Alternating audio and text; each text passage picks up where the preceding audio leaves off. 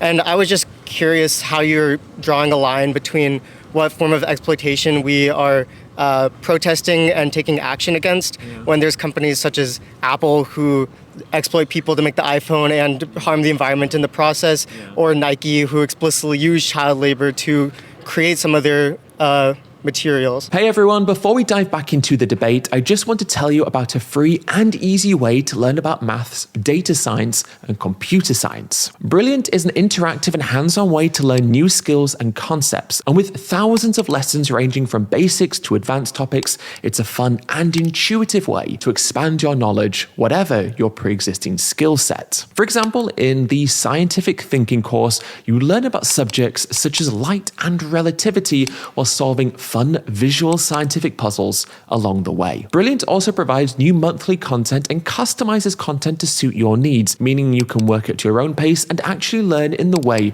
that's best for you. Now you can get started on Brilliant for free for 30 days and get 20% off an annual plan by visiting brilliant.org/EarthlingEd. Now let's get back to the debate at hand, but a huge thank you to Brilliant for sponsoring today's video. Hi Sahil, pleasure to meet you. My name is Ed. I have a banner that says, what's your best argument for not being vegan? And we just had a very brief conversation off camera and I said, please come sit down because I think what you're saying is really interesting. So I'm just wondering if you could repeat almost verbatim what it is that you were just saying off camera a moment ago. Right. So I was listening to you speak for a while and it seemed like your argument could boil down to essentially whether you prioritize your pleasure in eating animal products or the immoral treatment of animals and animal exploitation.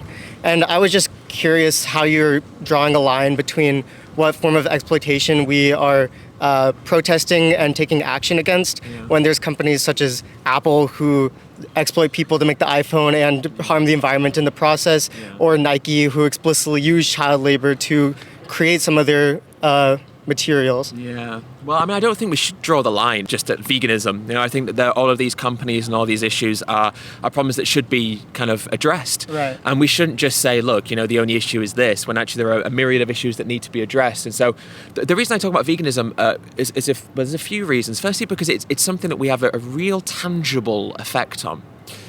When we go, we have that direct choice in front of us. The problem that we have with just so many of these items that we've mentioned from these companies, it's quite easy to avoid companies like Nike, for example, just by trading secondhand or from ethical retailers or wherever it may be. But with a lot of products, what we don't have is choice. This kind of corporate I don't know if oligarchy is the right word, but this kind of corporate monopolization of industries and of products means that we as consumers are left with very little choice what we're able to consume. And we live in a world where there's a dependency and reliance on so many of these things, and yet, of course, they're developed in so many terrible ways. Right. So we do need to change that. I definitely don't disagree with that. But I guess my worry is that we sometimes fall into this notion of like an appeal to futility. What I mean by that is we go, well, there's all of these problems, so why should I care about this problem? When ultimately being vegan means just, not eating animal products 3 times a day, and then when you buy clothes and stuff like that, making sure that they're, not derived from animals. Yeah. How does that sound? And so when you say that there's not as much choice, I think that that's true, but I just to provide a counterpoint. Please. There are of course some farms that use what they'd call like sustainable ways of animal living and like are more green farms with bigger pastures and such, right? Which you could call as like an alternative choice, whereas you could pick a different supplier of clothes, you could pick a different supplier of food or meat. Well, we definitely should choose different suppliers of clothing when it comes to our fashion choices and such. But I think with the point that you're making about the farming environments, there are certain systems that are more sustainable than others. I'm not necessarily as interested in that aspect. Right. I'm more interested in like the ethical aspect. Sustainability is a big part of it, but I think what I'm interested in is like the notion of an ethical farming system. And so while some systems of farming may be more ethical and sustainable than others, the question is, are these systems of farming in and of themselves the most ethical ones that we can support? Okay. And if they're not, then should we be supporting them when we have a choice for something that would be more ethical? Now in my eyes, the systems that we can support are, and you may have heard me say this to the other person, so I don't want to be repetitive or boring, but just to lay it out for you. The systems of farming that we can really support are factory farming and plant-based farming. Now, there is other systems like grass-fed, pasture-based farming, but mostly we're supporting factory farming and plant-based farming because factory farming is responsible for like 99% of farmed animals in the US. But anyway, let's say that we have free choices. Let's say that we have factory farming, non-factory farmed animals, and plant-based farms to support. Ethically speaking, the one that reduces suffering and harm the most would be the plant-based system. And so that's why I think, morally speaking, that's the one that we should choose, because that choice is in front of us. Okay. What do you think about that? Well, in a case where an animal, like in farms where the animal that was going to die from other means, whether natural or, other natural means, and those animals are eaten, what is, I guess in sustainable farming, or farms that supposedly use greener pastures and more room, are those animals also killed just for the use of food, or are they do they die and then that food is then used for people? No, they're slaughtered prematurely. The thing is, if we waited for animals to die, there would be a few problems. Firstly, they would live for a long time, so financially can't work, because farmers can't afford the feed costs, and they also need to make money. So the longer the animal's kept alive, the longer they have to wait before they get their payday from the slaughtering of the animal. So the animals are killed at a certain time because of financial reasons, but also for taste reasons. The longer an animal is alive, the tougher the meat becomes. In the UK we eat lambs, but they're killed at like 5 months. When they get to 1 year old, just 12 months old, they're called mutton, because it's a less desirable choice of meat. It's tougher, harder, not as nice. So we kill them at a certain age because of taste pleasure. And also, if we allowed them to get old, they would die from natural diseases which may be harmful to us, bacterial infections, viruses and stuff. So that would make it not safe for human consumption. So even in these systems of farming, which would be quote unquote more ethical, they're still killed at a fraction of their lifespan because of financial, taste and I guess health reasons as well. Now, plant-based agriculture, by the way, is not perfect, and I would never say that plant-based agriculture is devoid of suffering and harm. That's not true. But what it is it's a reduction of it, and what we need to do is further make extensions to that reduction.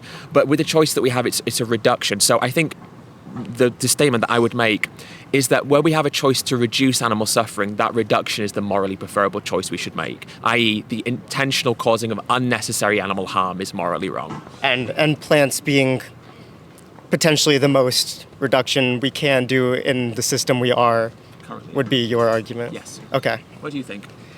Yeah, I can completely see where you're coming from.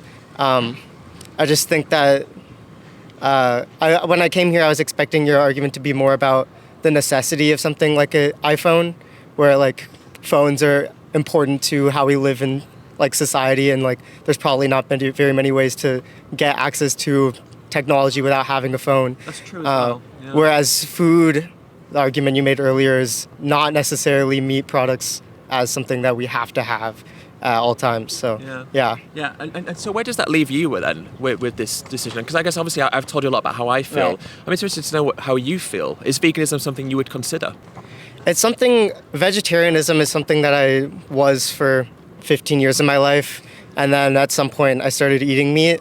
This was kind of like my parents telling me we're vegetarians, but you can choose at some point. Yeah. And I have very much enjoyed eating meat, but like more and more I've felt like we have more of an ethical duty to this world. Yeah. We should try to do better things, even if it hurts us slightly. Like why else? Why should we be here if we're being worse people than we can be?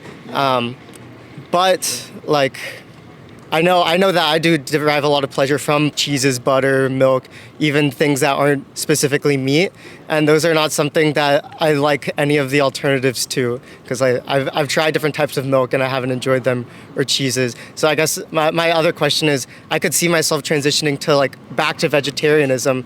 How much of a jump is that, and is that enough? No, well, what do you think my answer will be? Well, it's not enough, but it's better than nothing. Yes, in theory. I think what vegetarianism is it's a signal to ourselves that there's something wrong with what we do to animals.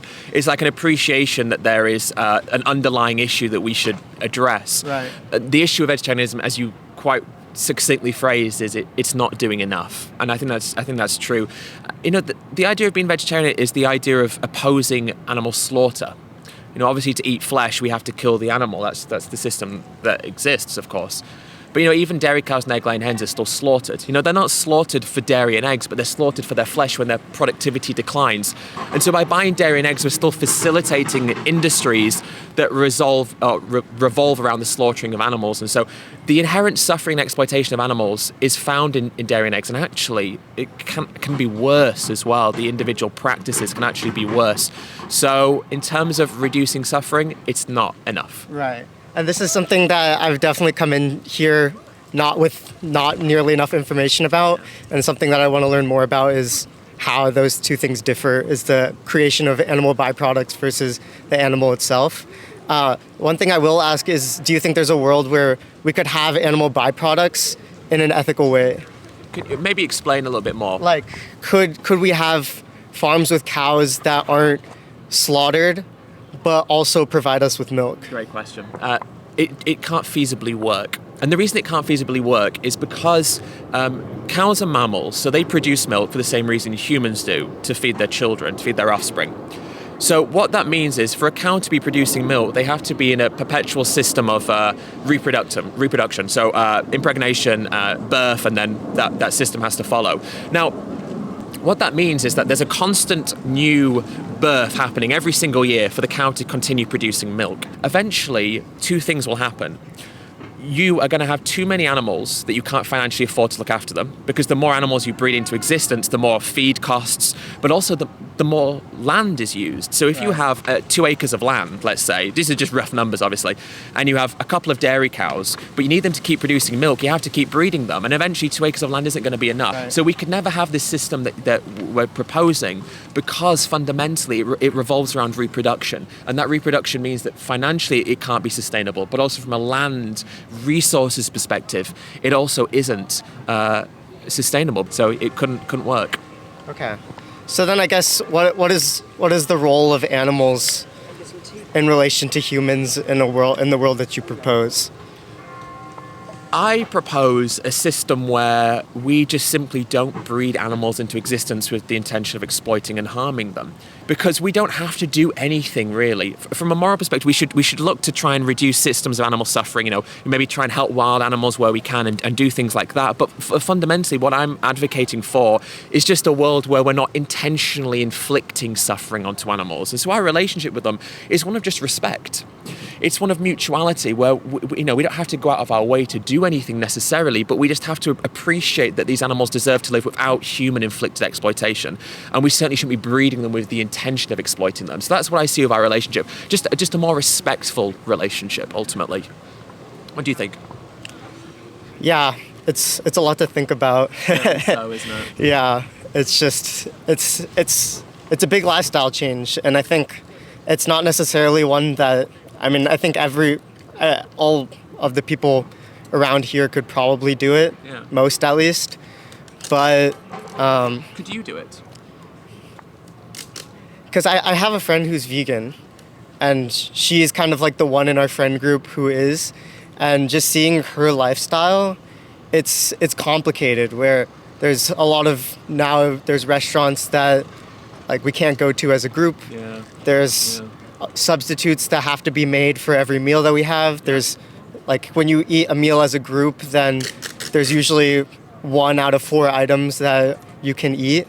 So there's a lot of changes that you have to make on an individual level if you're the only one who's making that change. And I completely applaud her, because I think that what she's doing is right, but I've never had the moral vigor to take on those changes. And I think that in my head, I know all of these things are true. Yeah. Yet, I just avoid looking at the problems, like watching the movies about the farms and all of those things, because I know what they'll make me think, which is I'm doing the thing that's wrong. Yeah. And what does that say then? It says that I should be more ethical. And how do we be more ethical when it comes to our food choices?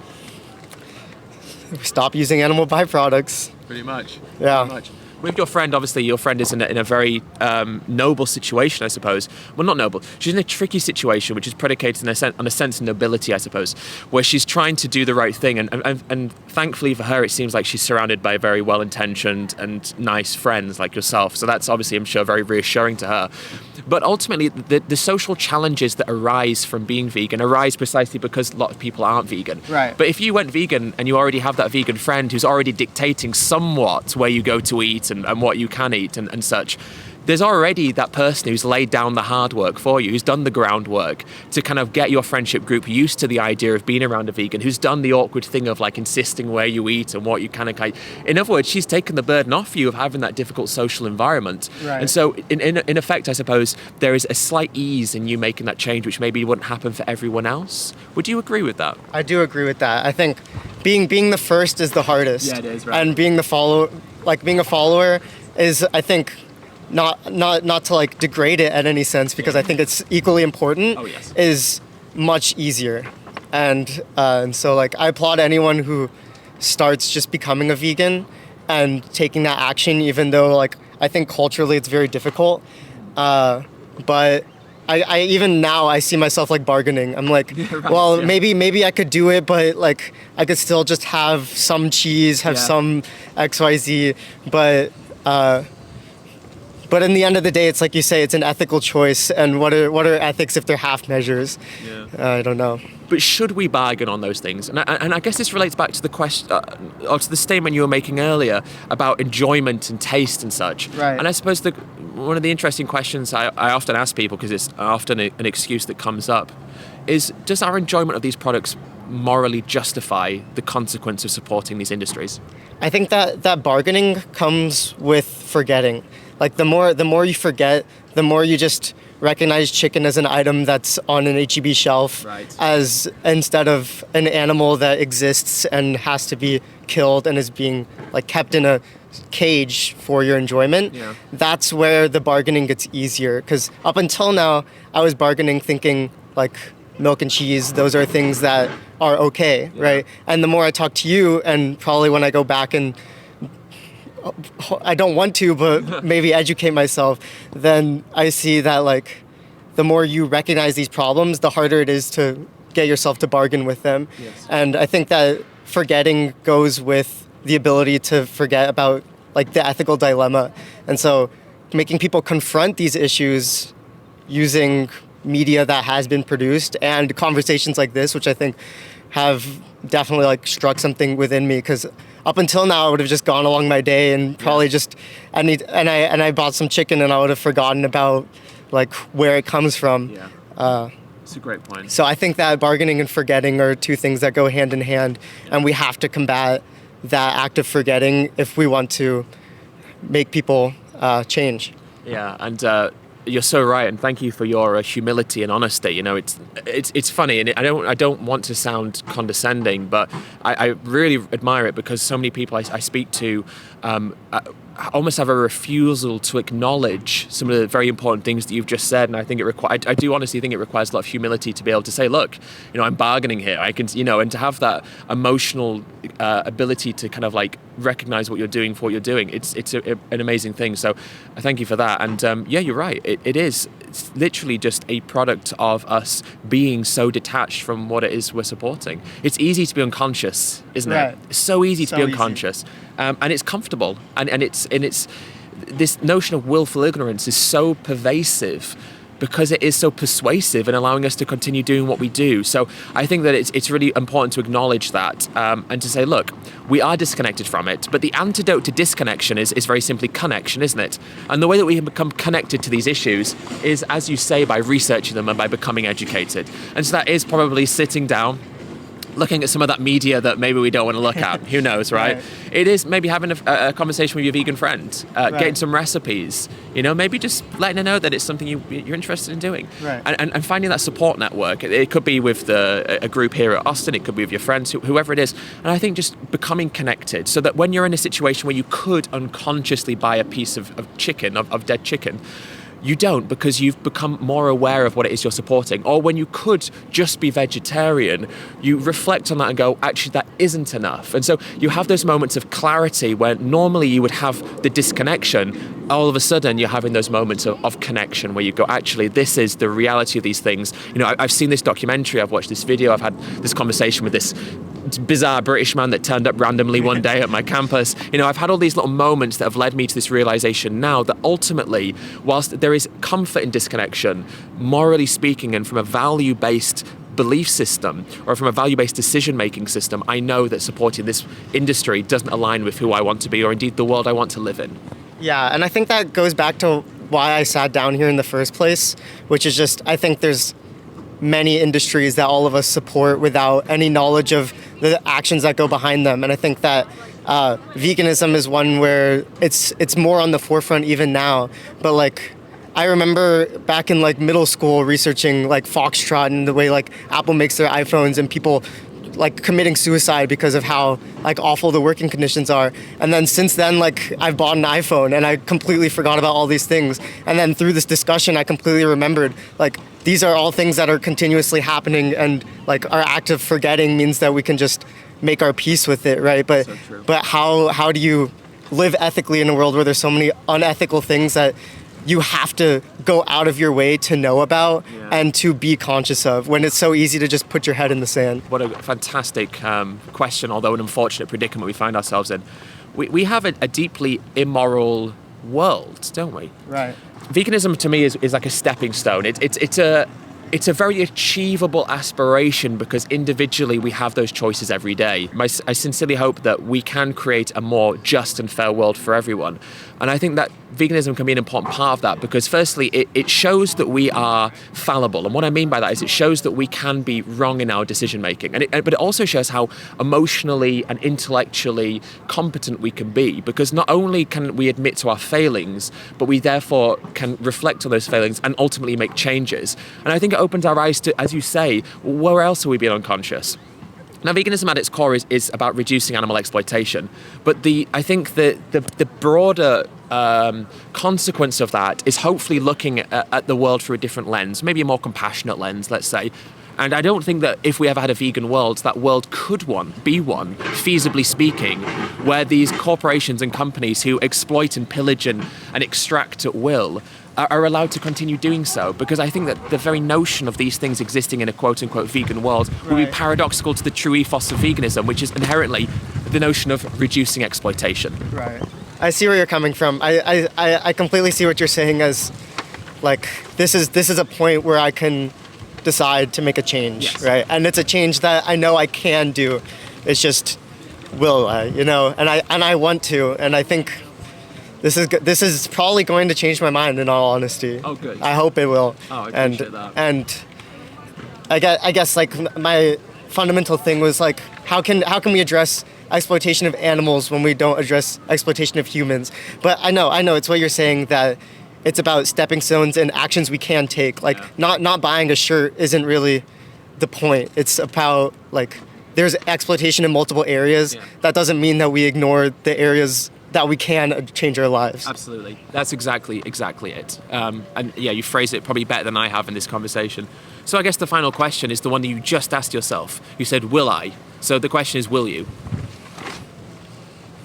I think I will. Amazing. Thank you, Sahil. I will. I really appreciate it. What a lovely conversation. Thank you for talking a real delight. You're a very nice man, and I appreciate your time. So thank you very much. Thank you. And hope you have great success. There's flyers, obviously. The group here are called Students Against Cruelty to Animals. And so if you want like some vegans here who can help you with recipes or whatever, there are also people you can go to. Great. Thank you, Sahil. So much. Have a lovely life.